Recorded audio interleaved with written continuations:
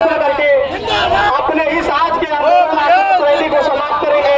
इसके बाद सभी साथियों हम लोग सोनी भापा मैदान में पहुंचेंगे और मैं सभी अपने शिक्षक साथियों एवं अपने उत्तर प्रदेश ग्रामीण सफाई कर्मचारी संघ का साथियों का आभार व्यक्त करता हूं जो आप लोगों ने इतने चढ़ बढ़ करके हिस्सा लिया और सभी साथियों का मान सम्मान रखा। इसके लिए मैं अपने तरफ से तहे दिल से शुक्रगुजार हूं। आप अटेवा का किस तरह का प्रदर्शन किया गया, पूरा मामला बताएं।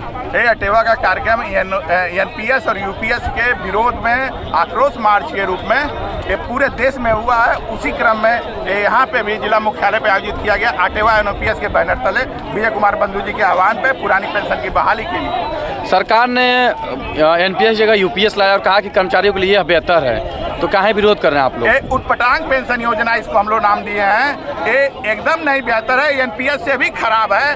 और अगर एनपीएस से बेहतर है तो ओपीएस हम उससे भी बेहतर कहते हैं, तो क्यों नहीं ओपीएस देते हैं हम लोग को? अपने ओपीएस लेते हैं, एक देश एक विधान की बात करते हैं। और यहाँ क्या हो रहा है?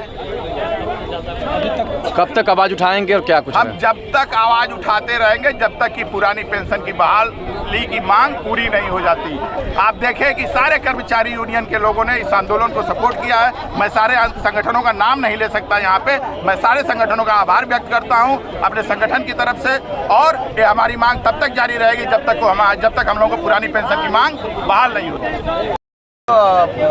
जिला मीडिया प्रभारी अटेवा हम लोग आज यहाँ इकट्ठा हुए हैं। लगभग इसमें कई दर्जन संगठन शामिल हुए हैं और हम सभी कर्मचारी संगठन इस बात का आह्वान करते हैं कि अगर आप 5 साल के लिए चुने जाते हैं और पेंशन लेते हैं, पुनः 5 साल के लिए चुने जाएंगे, दोबारा दूसरी पेंशन लेंगे, मंत्री बनेंगे तीसरी पेंशन लेंगे, लेकिन हम 60 साल अपना पूरा जीवन खपा देते हैं, तो हमारे बुढ़ापे की सुरक्षा क्यों नहीं है? आखिर बुढ़ापे की सुरक्षा की जिम्मेदारी किसकी है? हम आपके सेवा करते करते तो बुढ़ापे में आ जा रहे हैं, हमारे बाल बच्चे कहाँ जाएंगे? आज मैं एक वेतन में अपने परिवार का भरण पोषण करता हूं, तो जिस दिन मेरे हाथ पांव काम नहीं करेंगे उस दिन हमारा भरण पोषण कौन करेगा?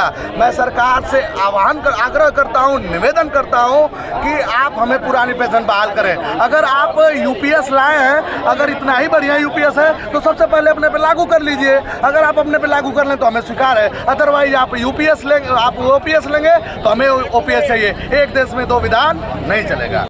किस प्रकार का प्रदर्शन किया जाए? मैं डॉक्टर रामदास भारती हूँ और जूनियर हाई स्कूल शिक्षक संघ उत्तर प्रदेश जनपद मऊ का जिलाध्यक्ष हूँ। आज का ये आक्रोश मार्च था जो एनपीएस और यूपीएस के विरुद्ध जो शिक्षकों में, अन्य कर्मचारियों और अधिकारियों में जो आक्रोश रहा है, उसका नेतृत्व यहाँ के जनपद का अटेवा संगठन ने किया है। और सभी संगठनों ने, जनपद मऊ के सभी संगठनों ने उसका साथ देकर के संयुक्त रूप से इस आक्रोश मार्च को और भी प्रभावी बनाने का प्रयास किया, जिससे कि आवाज़ दूर तक जाए और हमारी मांगों को यूपीएस और एनपीएस के विरुद्ध ओपीएस की मांग को एक्सेप्ट किया। सरकार ने यूपीएस देकर कहा कि कर्मचारियों के भविष्य को देखते हुए इसको लागू किया गया, बेहतर है, पुरानी पेंशन से बेहतर है।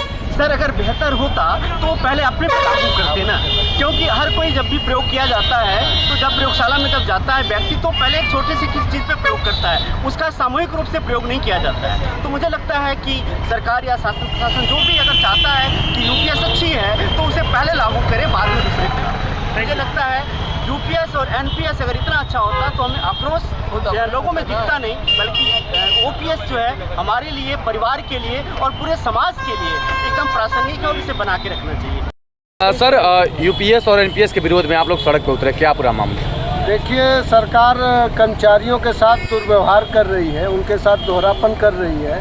अपने तो ओपीएस लेते हैं और कर्मचारियों को और शिक्षकों को यूपीएस और एनपीएस के झुंझुना पकड़ा करके उनको बहलाना चाहते हैं। और देखिए, ये आवाज़ जनता के बीच जा रही है, कैसे आम जनता के लोगों को इससे वंचित किया जा रहा है और एक क्रीमी लेयर बना करके अधिकारी और बड़े नेता एक क्रीमी लेयर बना के अपने उस सुविधाओं को लेना चाहते हैं और आम जनता के बीच के लोगों को देना नहीं चाहते हैं। तो एक देश में इस तरह का दो विधान नहीं चल पाएगा और इनको देना ही पड़ेगा, ओपीएस देना पड़ेगा सभी को।